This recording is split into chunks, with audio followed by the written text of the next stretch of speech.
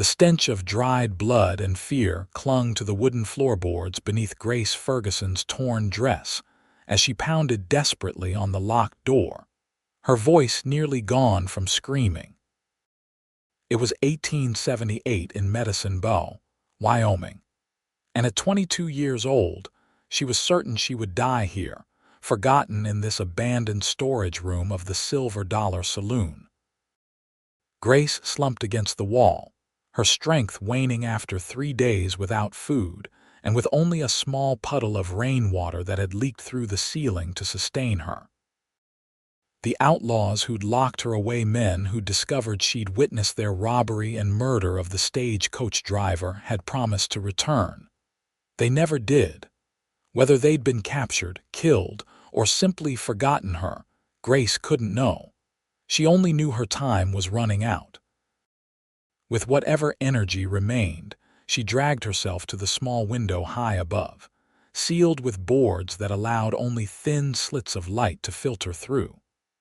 The drop of sunlight that touched her face felt like a cruel reminder of the world she would soon leave behind. "Help," she whispered, her voice raw. "Someone, please." Outside, the early morning sun cast long shadows across Medicine Bow's dusty Main Street. Yates Warren, a 28-year-old cattle driver, led his horse toward the livery stable. His trail-worn clothes and the dust coating his leather chaps told the story of a man who'd been on the move for weeks, driving cattle from Texas north to Wyoming. He'd arrived with the herd yesterday, delivered them to the railroad company, and was now rewarding himself with a few days' rest before heading back south. Yates tipped his hat to an elderly shopkeeper sweeping the boardwalk. The town was just waking up, and he was looking forward to a proper breakfast at the hotel after settling his horse.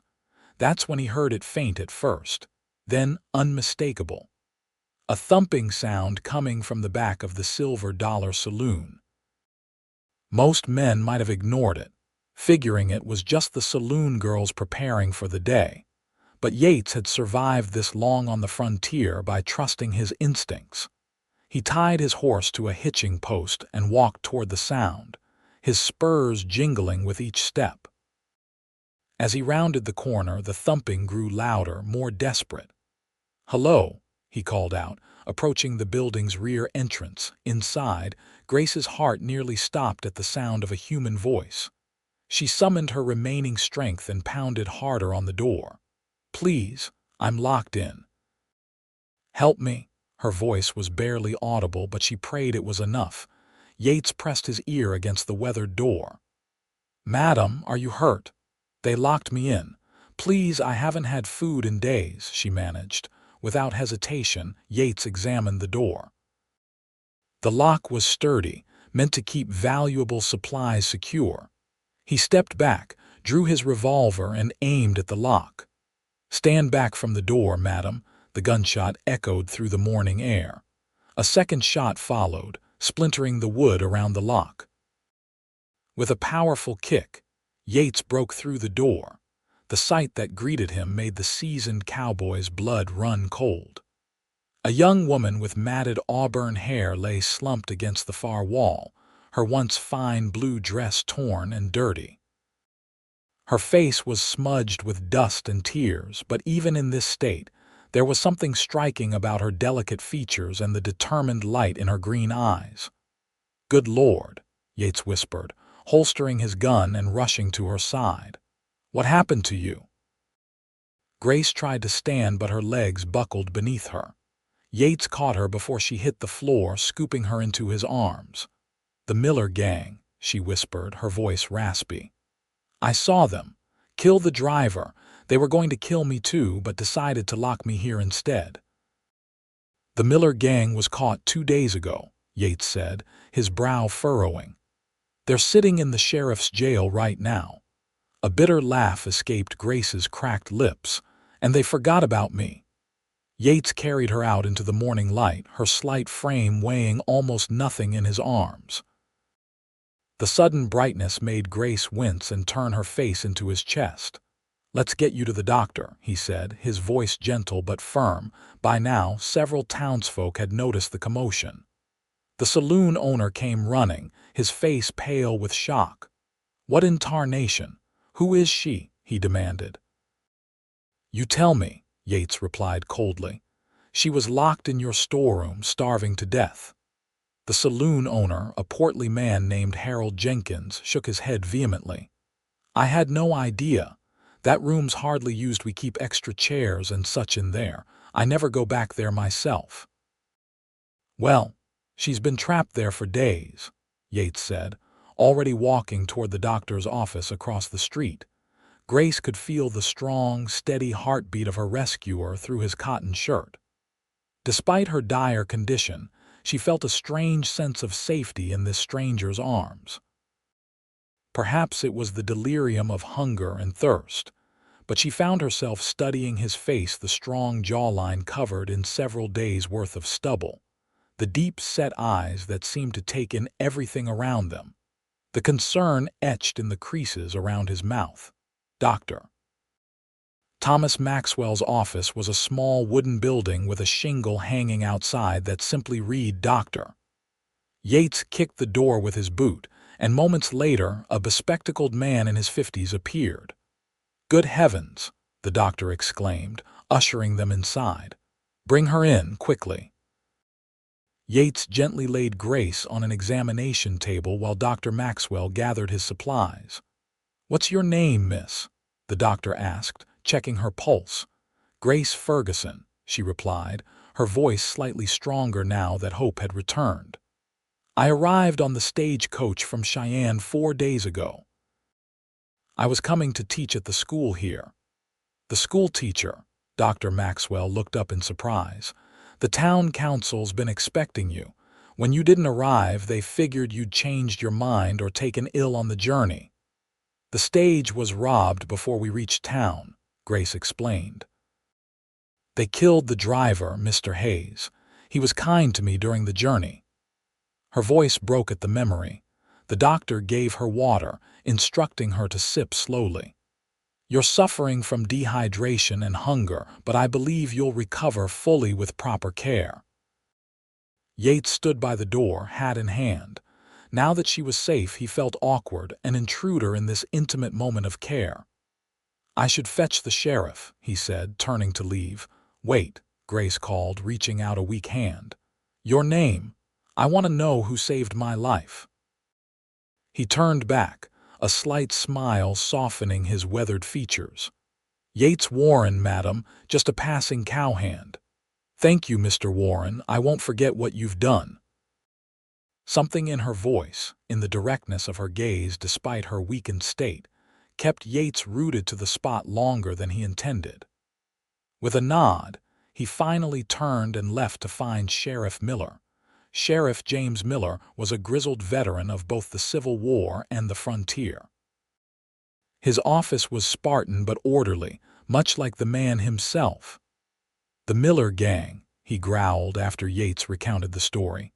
"They've been a thorn in my side for months, robbing stagecoaches, rustling cattle, stirring up trouble with the Shoshone.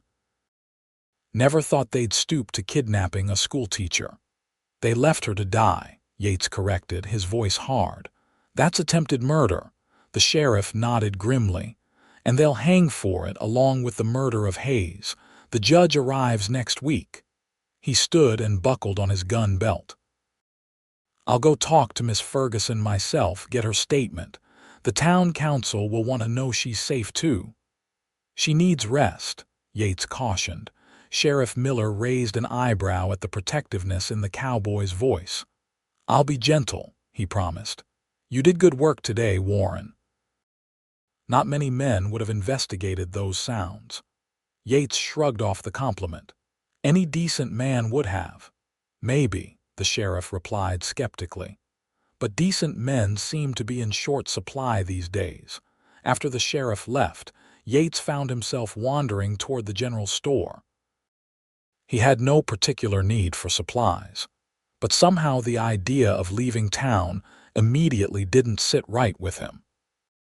He told himself it was just concern for the young woman's welfare, natural after finding someone in such a state, but deep down, he recognized the pull he felt toward her was something different. Grace Ferguson spent the next 2 days in Dr. Maxwell's care, gradually regaining her strength. The town's women rallied around her, bringing clean clothes, home-cooked meals, and offers of temporary lodging until the schoolhouse apartment could be prepared. Margaret Wilson, the mayor's wife, took particular interest in Grace's welfare. "It's simply dreadful what happened to you," she fussed, arranging flowers in a vase beside Grace's bed. "But Providence brought Mr. Warren to your rescue, and now you're safe with us in Medicine Bow." "Yes," Grace agreed quietly. "Providence indeed." She had asked about her rescuer several times, but no one seemed to know much about Yates Warren. A cattle driver passing through, they said, kept to himself mostly. On the third morning, Dr. Maxwell declared Grace well enough to leave his care. "Mrs. Wilson has prepared a room for you at her home until the schoolhouse is ready," he explained. "The school term doesn't begin for another 2 weeks, so you'll have plenty of time to recover fully." Grace nodded gratefully. "And the men who did this, Sheriff Miller has them locked up tight. The circuit judge arrives Monday, and justice will be served." The doctor patted her hand reassuringly. As Grace gathered the few possessions that had been recovered from the stage, coach a small trunk of books and teaching materials that the outlaws had deemed worthless, there was a knock at the door. Dr. Maxwell answered it, then turned with a smile. "You have a visitor, Miss Ferguson." Yates Warren stood in the doorway, hat in hand. He'd bathed and changed into clean clothes, but his presence was no less commanding than when he'd broken down the door to rescue her. Grace felt her heart quicken unexpectedly. "Mr. Warren," she greeted him with a smile. "I was beginning to think you'd left town." "Not yet, madam," he replied, stepping into the room. "I wanted to make sure you were recovering before I headed back to Texas. Thanks to you, I am." Grace smoothed down her borrowed dress, suddenly conscious of her appearance. "The doctor says I can leave his care today." Yates nodded, seeming pleased. "That's good news. I brought you something." From behind his back, he produced a small package wrapped in brown paper. "It's not much, but—" Grace accepted the gift, unwrapping it carefully. Inside was a small, leather-bound journal with a simple clasp. "It's beautiful," she said, genuinely touched.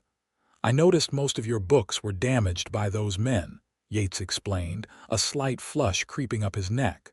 "Thought you might like something to write in. Fresh start and all." The thoughtfulness of the gesture moved her deeply. "Thank you. I shall treasure it." An awkward silence fell between them, broken when Dr. Maxwell cleared his throat. "I'll just check on my other patient," he said, tactfully leaving them alone. "Will you be staying in Medicine Bow long?" Grace ventured once they were alone. Yates shifted his weight from one foot to the other. "I hadn't planned on it. My job was just to deliver the cattle to the railroad. I should be heading back." "Oh," Grace tried to hide her disappointment. "Of course, you must have responsibilities." Yates studied her face, noting the shadow that crossed her features. "Although," he added, "I suppose there's no real hurry. Might be nice to rest up a bit before the journey south." A smile brightened Grace's face. "Medicine Bow has some lovely spots to rest. The lake just north of town is particularly peaceful, I'm told." "Is that so?"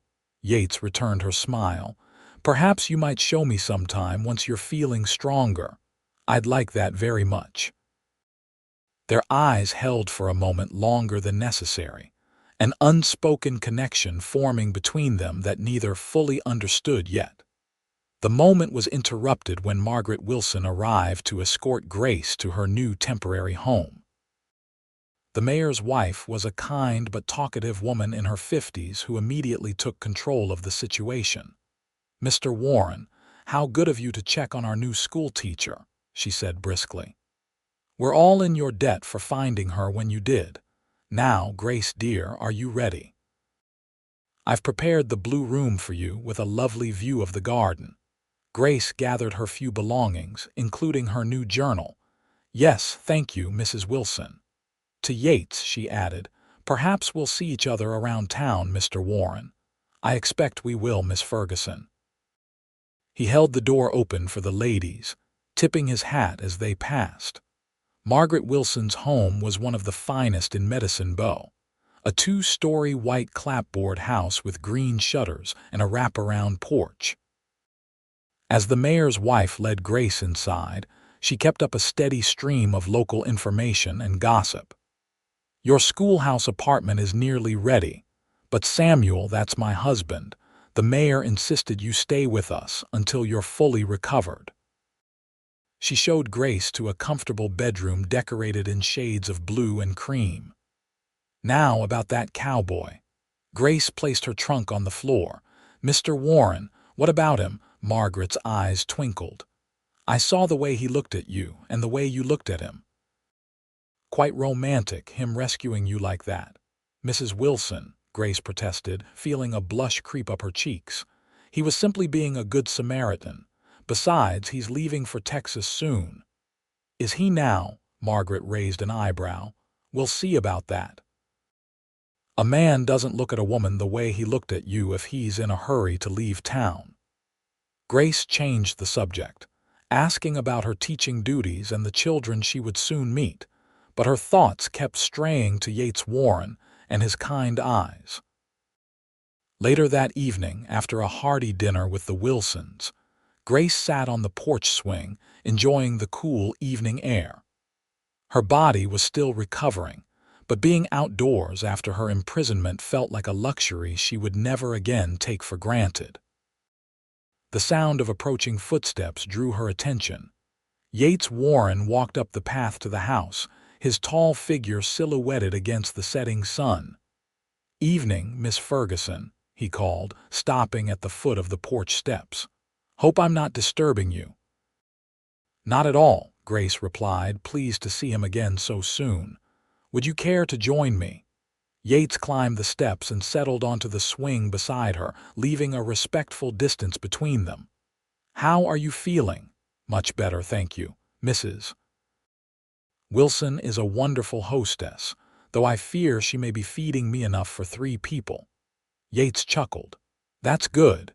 You could use some fattening up after your ordeal." They sat in comfortable silence for a moment, watching as the last light faded from the sky and stars began to appear.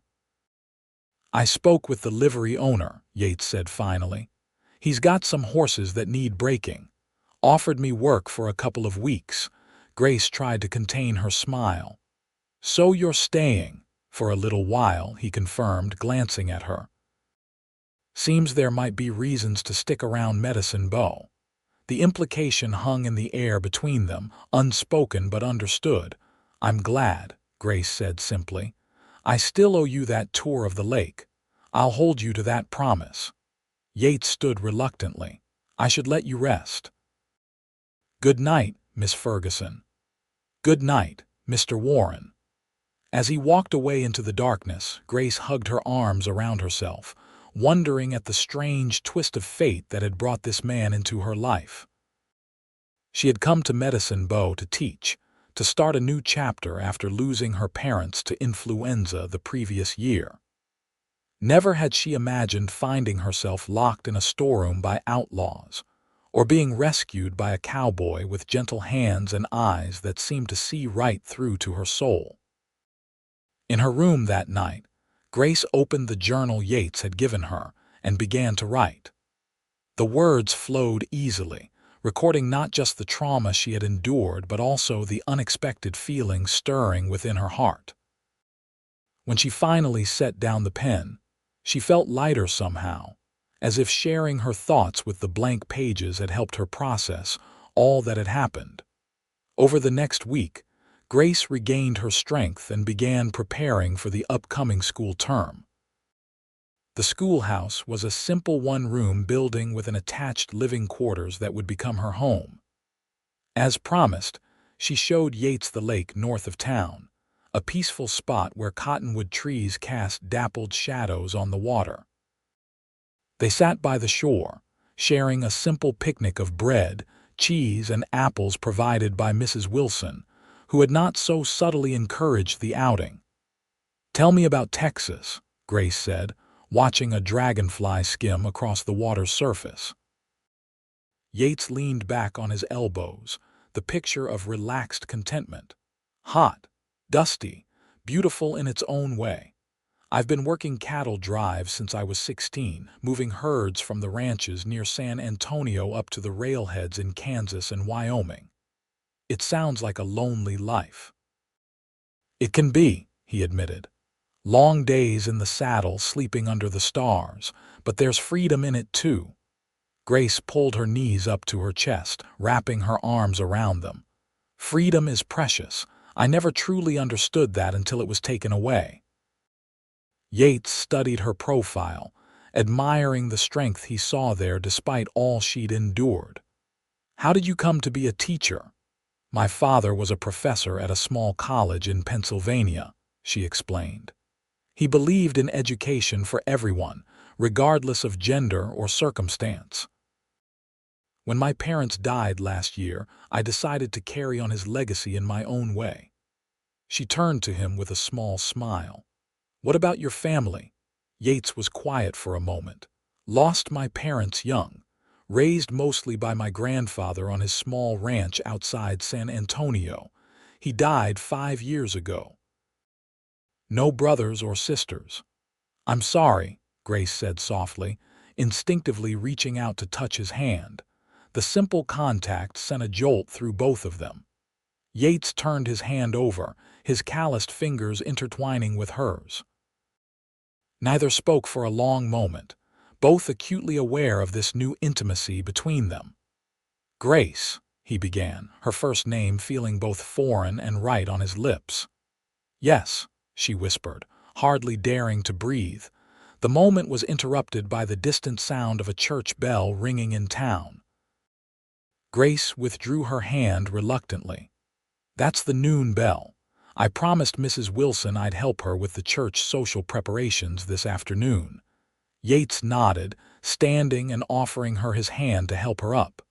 "I should get back to the livery anyway. Those horses won't break themselves."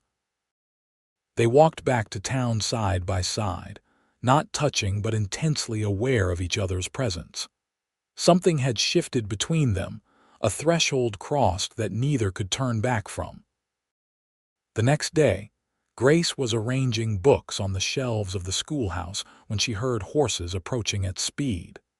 She stepped outside to see Sheriff Miller and his deputy riding hard into town, followed by several other men she didn't recognize. Curious, she made her way to the main street where a crowd was gathering. Yates appeared at her side, his expression grim. "What's happening?" she asked. "Two of the Miller gang escaped during transport to Cheyenne," he explained in a low voice. "Sheriff's organizing a posse to go after them." Grace felt the blood drain from her face. "Which ones?" "The ringleaders, Jeb and Frank Miller. The brothers who had locked her in that room, who had killed the stagecoach driver without hesitation." Grace swayed slightly, and Yates steadied her with a hand on her elbow. "They won't come back here," he assured her. "They'd be fools to return to a town where they're known outlaws." Despite his reassurance, Grace couldn't shake the chill of fear that gripped her. The Miller brothers had shown themselves to be ruthless men without conscience. What if they sought revenge against the witness who could send them to the gallows? Sheriff Miller spotted them in the crowd and approached, his weathered face set in determined lines. "Miss Ferguson, I've posted a deputy at the schoolhouse and asked the Wilsons to keep their doors locked at night." "Just precautions, you understand." Grace nodded, grateful for his concern. "Do you think they might come back to Medicine Bow?" "It's unlikely, but I don't take chances with men like the Millers." The sheriff turned to Yates. "Warren, you any good with that 6-shooter on your hip?" Yates nodded. "Good enough. I could use an extra man in the posse. We ride out in an hour." Grace felt her heart constrict at the thought of Yates facing the dangerous outlaws. "Mr. Warren is employed at the livery," she said quickly. "Surely you have enough men already." The sheriff raised an eyebrow at her obvious concern. "I can always use an experienced man who keeps his head in a fight." To Yates, he added, "Think about it. We'll be at the jailhouse if you decide to join." After the sheriff walked away, Yates turned to Grace. "You don't want me to go?" "It's not my place to tell you what to do," she said carefully. "But these men are dangerous and you're not a lawman." "No, but I've handled my share of trouble on the trail." He tilted his head, studying her face. "You're worried for me." It wasn't a question, but Grace answered anyway. "Yes. I've seen what they're capable of. I don't want anyone else hurt because of them." Yates' expression softened. "I'll think on it," he promised. "Now let me walk you back to the Wilsons. I'd feel better knowing you're safe." That evening, Grace paced the floor of her room at the Wilson home, waiting for news. Yates had ultimately decided to join the posse, a decision that filled her with both pride and fear. The men had ridden out in the afternoon, following reports that the Miller brothers had been spotted heading toward the mountains to the west. Mayor Wilson tried to reassure her over dinner. "Sheriff Miller is the best lawman in 3 counties, Miss Ferguson, and he's got good men with him." "I pray you're right," Grace replied, pushing her food around her plate with little appetite. Sleep eluded her that night as she imagined all manner of terrible scenarios. By morning, dark circles shadowed her eyes, but she was determined to carry on with her preparations for the school term, which would begin in just a few days. She was dusting the desks in the schoolhouse when a commotion in the street drew her attention. Looking out the window, she saw the posse returning. Her heart leapt at the sight of Yates, apparently unharmed, dismounting from his horse. Without thinking, she rushed outside. The sheriff was addressing a small crowd that had gathered. "We tracked them to an abandoned mining camp in the foothills. There was a shootout. Frank Miller is dead. Jeb was wounded but escaped into the mountains." Grace pushed through the crowd until she reached Yates. He looked exhausted, his clothes dust-covered, a day's worth of stubble darkening his jaw, but his face brightened when he saw her. "You're all right," she said, unable to hide the relief in her voice. "Right as rain," he assured her, "though I could use about 12 hours of sleep." Before she could respond, Sheriff Miller approached them. "Miss Ferguson, I should tell you Jeb Miller was raving about you before he escaped, blaming you for his brother's capture. I don't think he'll risk coming into town, but you should be extra cautious." Fear clutched at Grace's heart, but she forced herself to nod calmly. "I understand, Sheriff. Thank you for telling me. I've asked Deputy Clark to keep a special eye on the schoolhouse, and he'll escort you to and from the Wilsons until further notice." After the sheriff moved on, Yates turned to Grace, his expression serious. "I don't like the sound of this. Jeb Miller is unstable at the best of times, and now he's wounded and his brother's dead." "What can I do?" Grace asked. "Hide away forever? I have a job to do, children to teach." Yates ran a hand through his hair, leaving it standing in dusty peaks. "Just be careful. Let the deputy escort you. Keep your doors locked." "I will," she promised. "Now you should get some rest. You look dead on your feet." He managed a tired smile. "Are you saying I look terrible, Miss Ferguson?" "Absolutely dreadful," she teased, relieved to lighten the moment. "Now go, before you fall asleep standing up." Yates touched the brim of his hat in farewell, but the concern in his eyes stayed with Grace long after he'd gone.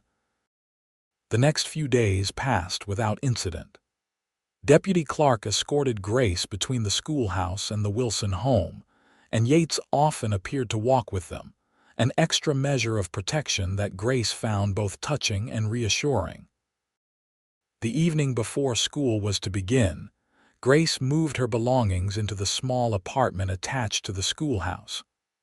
The space was modest but comfortable, with a bedroom, a small sitting room with a cast iron stove, and a tiny kitchen. Mayor Wilson had arranged for the Ladies' Aid Society to provide curtains, linens, and basic furnishings to make the place homey. Margaret Wilson fussed over the arrangements, making sure everything was just so.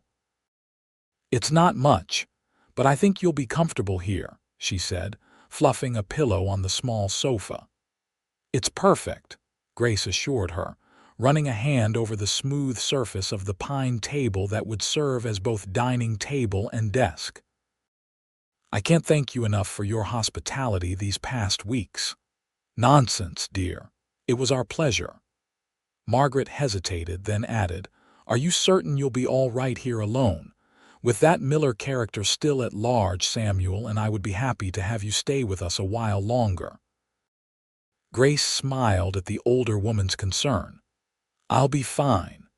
Deputy Clark has promised to check on me regularly, and the schoolhouse is right in town where there are always people about." What she didn't mention was that Yates had also promised to keep watch, planning to sleep in the livery stable across the street for the next few nights, a fact that gave her more comfort than she cared to admit. After Margaret left, Grace prepared a simple supper and sat at her new table, reviewing her lessons for the following day. 26 children were enrolled in the school, ranging in age from 6 to 16. The challenge of teaching so many different levels simultaneously was daunting, but Grace was determined to succeed.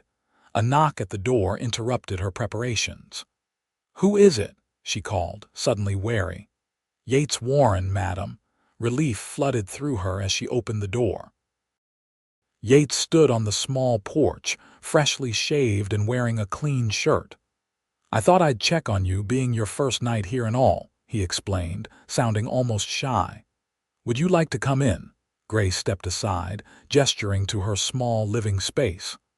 "I was just having some tea." Yates hesitated only briefly before entering. He seemed to fill the small room with his presence, making it feel at once more crowded and more secure. "Nice place," he commented, looking around. "It's modest, but it suits me." Grace busied herself preparing another cup of tea. "Mrs. Wilson and the Ladies' Aid Society made sure I had everything I need." They sat at the table, an awkward silence falling between them. There was so much unspoken, so many feelings neither had put into words yet. "I've been thinking," Yates began finally, cradling the teacup that looked absurdly small in his large hands, "about what happens when those horses are broke." Grace's heart skipped a beat. "You mean when you return to Texas?" He nodded slowly. "That was the plan, but plans can change." "What are you saying, Mr. Warren?" Yates set down his cup and reached across the table to take her hand. "I'm saying that I find myself reluctant to leave Medicine Bow, or more accurately, to leave you." Grace's breath caught in her throat. "Yates, I know it's sudden," he continued. "We've only known each other a few weeks, but when I found you in that storeroom, something changed for me. I can't explain it, but I feel like I was meant to be there to find you." Tears pricked at Grace's eyes. "I feel it too," she whispered. "Every day since you saved me, I've found myself looking for you, wanting to be near you. It makes no sense, maybe it doesn't have to make sense," he interrupted gently. "Maybe it just is." Their eyes met across the table, and in that moment, all the barriers between them seemed to dissolve. Yates rose, pulling Grace to her feet and into his arms. His lips found hers in a kiss that was tentative at first, then deepening as she responded, her arms sliding around his neck. When they finally broke apart, both were breathing heavily. "I shouldn't have done that," Yates murmured, though he made no move to release her from his embrace. "I'm glad you did," Grace replied, her voice steady despite the rapid beating of her heart. "I've been wanting you to." A slow smile spread across his face. "Have you now?" She nodded, suddenly feeling bold. "Ever since the lake." "Grace Ferguson," he said, his voice reverent as he tucked a strand of hair behind her ear. "I believe I'm falling in love with you." The words sent a thrill through her. "And I with you, Yates Warren." Their second kiss was interrupted by a sharp knock at the door. They sprang apart like guilty schoolchildren as Deputy Clark's voice called out, "Evening check, Miss Ferguson. All quiet." "Yes, Deputy, thank you," she called back, trying to keep the breathlessness from her voice. "Good night." "Night, madam." When they were sure he'd gone, Yates and Grace burst into nervous laughter. "I suppose that's my cue to leave," Yates said reluctantly. "You need your rest before your first day of teaching." Grace nodded, though part of her wished he could stay. "Will I see you tomorrow?" "Count on it." He kissed her once more, briefly but with promise, before stepping out into the night. Grace closed the door behind him, leaning against it with a smile she couldn't suppress. Despite all the trauma that had brought her to this moment, despite the lingering threat of Jeb Miller, she felt happier than she had in years. The first day of school dawned clear and bright. Grace, dressed carefully in a high-necked navy blue dress that projected the proper authority for a schoolteacher while still being practical for the day's activities. Her students arrived in a noisy, excited group, filling the one-room schoolhouse with chatter and laughter. Grace quickly established order, learning each child's name and assessing their education levels. The older children helped the younger ones, a system that Grace encouraged. By the end of the day, she felt confident that she could manage the diverse group effectively. As the children filed out at day's end, Grace noticed Yates leaning against a tree across the schoolyard, watching. The sight of him made her heart leap, though she maintained her dignified teacher's demeanor until the last child had departed. Only then did she allow herself a wide smile as she crossed to meet him. "Were you spying on my teaching methods, Mr. Warren? Just making sure none of those youngsters gave you any trouble," he replied with a grin. "Looked like you had them eating out of your hand." "Hardly," Grace laughed. But it was a good first day. They walked together toward the general store, maintaining a proper distance in public while exchanging meaningful glances that spoke volumes. "I was wondering," Yates said as they reached the store, "if you might permit me to call on you properly." "With the schoolmarm being such a respected position in town, I wouldn't want to damage your reputation with improper attention." The formal request touched Grace deeply. "I would be honored, Mr. Warren. Perhaps you might join me for supper tomorrow evening. I'd like that very much." Their courtship progressed rapidly over the following weeks.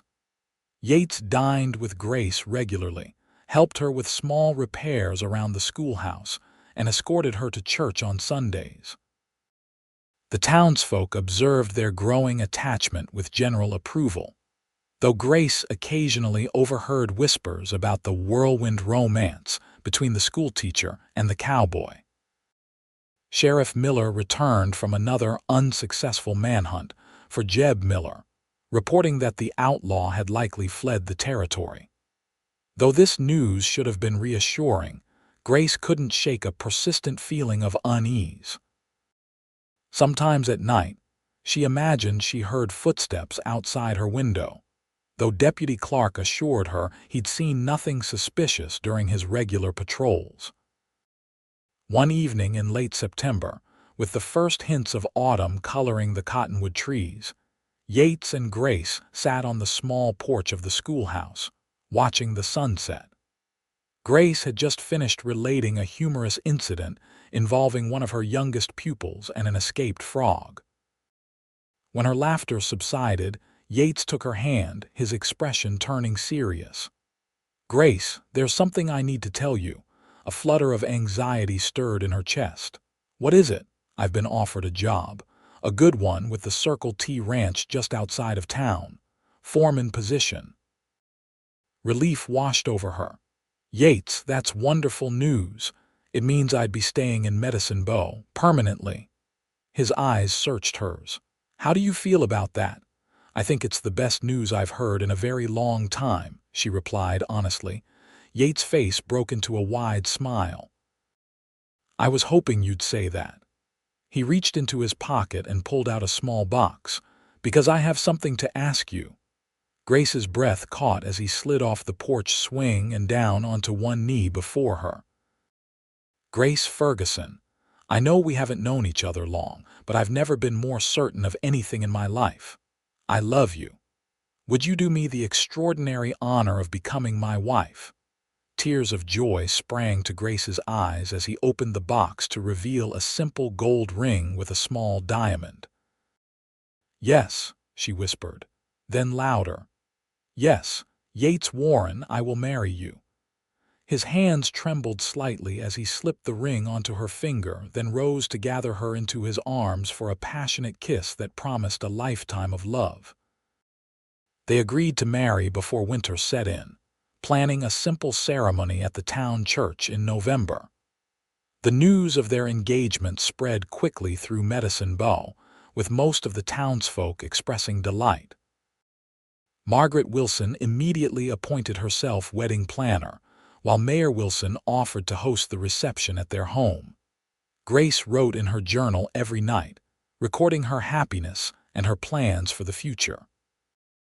She and Yates had decided she would continue teaching after their marriage, at least until they started a family. They would live in the small but comfortable house provided for the ranch foreman, just a short ride from town. 2 weeks before the wedding, Grace stayed late at the schoolhouse, preparing lessons for a substitute who would take over her classes during her brief honeymoon. Darkness had fallen by the time she finished, and she was gathering her papers when a noise at the back door startled her. Hello. She called, reaching for the small derringer Yates had insisted she keep nearby. Deputy Clark, is that you? The door burst open, revealing a haggard, wild-eyed man with a gun in his hand.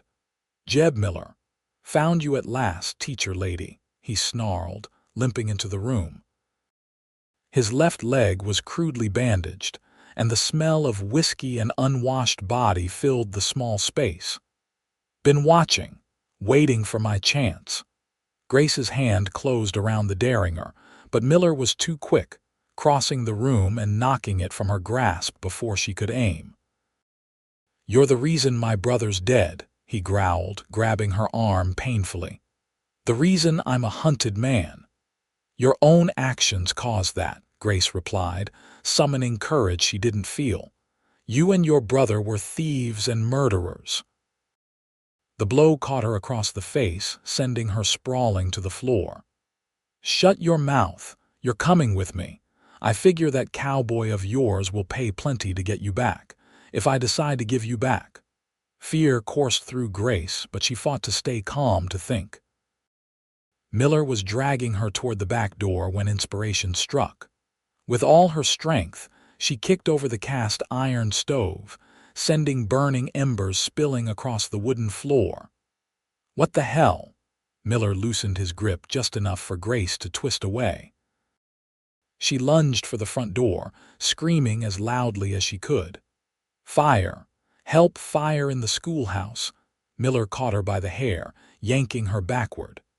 You stupid! The rest of his words were drowned by the sound of the front door crashing open. Yates stood framed in the doorway, his gun already drawn. Behind him, Deputy Clark and several townsmen were rushing toward the building, alerted by Grace's cries. Let her go, Miller, Yates commanded, his voice deadly calm despite the rage in his eyes. Miller pulled Grace against him as a shield, pressing his gun to her temple. Back off, cowboy, or she dies right here. Smoke was beginning to fill the room as the spilled embers ignited the wooden floor. Grace could feel Miller's grip tightening painfully on her arm. You're not leaving this town alive if you harm her, Yates said, his gun steady despite the desperate situation. But let her go now, and maybe you'll get a fair trial instead of a lynching. Miller's laugh was unhinged. Fair trial? We both know that's not going to happen. Grace met Yates' eyes, trying to communicate silently. Yates gave her an almost imperceptible nod, and she understood what she needed to do. "Please," she begged Miller, allowing her voice to break. "The smoke. I can't breathe." She sagged in his grip as if overcome. As Miller instinctively adjusted his hold, Grace drove her elbow hard into his wounded leg.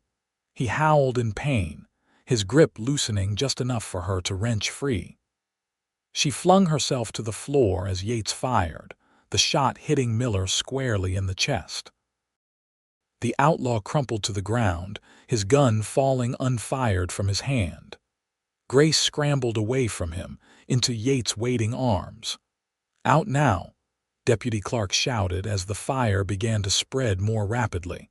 "This whole place is going up." Yates swept Grace into his arms and carried her outside, where the townspeople had formed a bucket brigade to fight the blaze. By the time the fire was extinguished, the schoolroom had suffered significant damage, though the attached living quarters were mostly intact. The town doctor examined Grace, declaring her bruised but not seriously injured. Sheriff Miller, summoned from his home, confirmed that Jeb Miller was dead, putting a final end to the outlaw's reign of terror. "You were incredibly brave," Yates told Grace later as they sat wrapped in blankets in Mayor Wilson's parlor. "And incredibly foolish. He could have killed you." "I knew you would come," she said simply. "I just had to create enough commotion for you to find me." Yates pulled her closer, pressing a kiss to her temple. "When I think about what might have happened—" "But it didn't," Grace interrupted. "It's over now, truly over." The schoolhouse was repaired within a week, thanks to the efforts of the entire community. The wedding proceeded as planned, with Grace walking down the aisle of the small church in a cream-colored dress that Margaret Wilson had helped her select. Yates waited at the altar, looking more handsome than Grace had ever seen him in a new black suit. His eyes never left her face as she approached, his expression a mixture of awe and adoration that made her heart swell with love.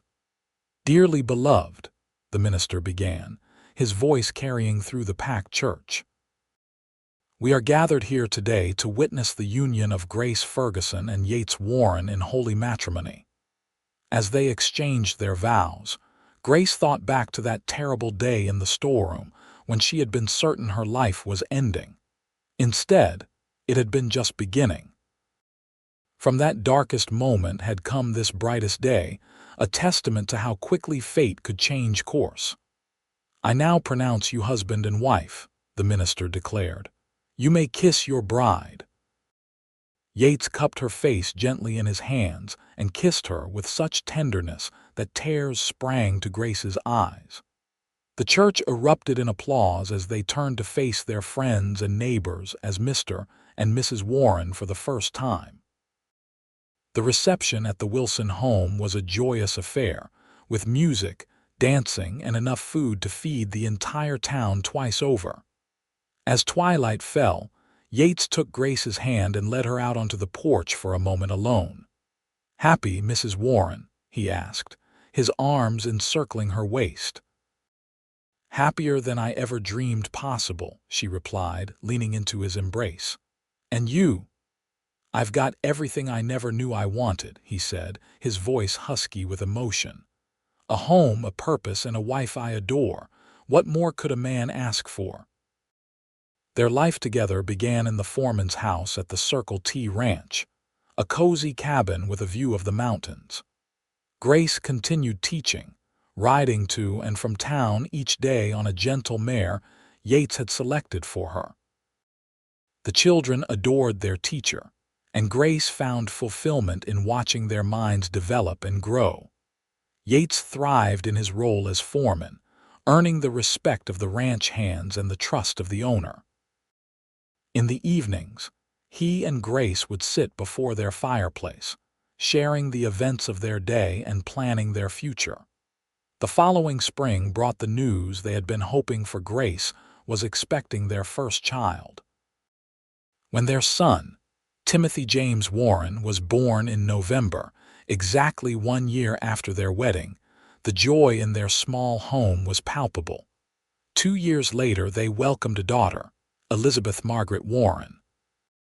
The Circle T Ticket's owner, impressed with Yates' management, offered him a partnership in the ranch when he decided to semi-retire. This opportunity allowed them to build a larger home, with plenty of room for their growing family. Grace eventually gave up teaching full-time, though she continued to tutor children who needed extra help and served on the school board. She never forgot her harrowing experience at the hands of the Miller gang, but rather than allowing it to haunt her, she used it to fuel her appreciation for each day of the life she and Yates had built together. On their 10th wedding anniversary, Yates presented Grace with a new journal, much like the first one he had given her when she was recovering. "I thought it fitting," he explained, "to mark a decade of our life together the same way we began." That night, after the children were asleep, Grace sat at her desk and opened the journal to its first blank page. She dipped her pen in ink and began to write. 10 years ago today, I married the man who saved my life in more ways than one. What began in darkness, a locked room, a desperate cry for help blossomed into the greatest light I have ever known. Yates says he was meant to hear my pounding that day, that Providence guided him to that storeroom door. I believe he is right. Some things are meant to be, even when they begin in the most unlikely of circumstances. Our children are thriving, our home is filled with love, and each day I thank God for the twist of fate that brought Yates Warren to my rescue. From the deepest despair came the greatest joy, proving that even in our darkest moments, hope endures, and love, when it's true, can truly conquer all.